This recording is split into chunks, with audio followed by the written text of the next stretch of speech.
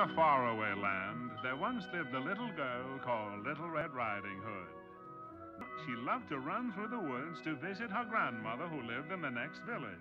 One day, her mother fixed up a nice basket of good things to eat. Little one, here are some goodies for your grandmother. I wish you'd take them to her. But mind you, dear, don't stop and talk with anyone on the way. Going through the woods, Little Red Riding Hood heard a rough, gruff voice. Where are you going, Little Red Riding Hood?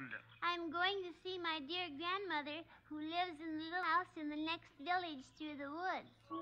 Little Red Riding Hood wasn't afraid of the wolf because she liked animals and was always friendly with them. But the wolf, oh, he was a bad one. He ran as fast as the wind and got to her grandmother's house ahead of the little girl. Who's there? It's your grandchild, Little Red Riding Hood.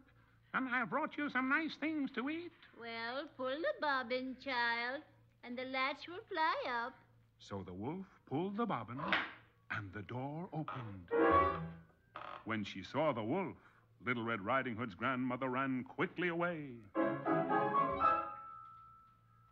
Because he was very hungry and hadn't eaten for 3 days, the wolf decided to wait for Little Red Riding Hood so he could gobble her up.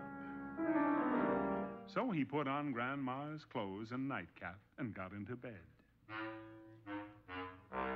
Soon Little Red Riding Hood arrived and knocked at the door. Who's there? It's your grandchild, Little Red Riding Hood. Well, pull the bobbin, child, and the latch will fly up. Little Red Riding Hood opened the door and went in. She put the basket on the table and went over to sit on the side of the bed to be near her grandmother. But oh, she was frightened to see how her grandmother looked. Grandmother, what big ears you have. The better to hear you, my child. Grandmother, what big eyes you have. The better to see you, my child. Grandmother, what big teeth you The have. better to eat you up, my child.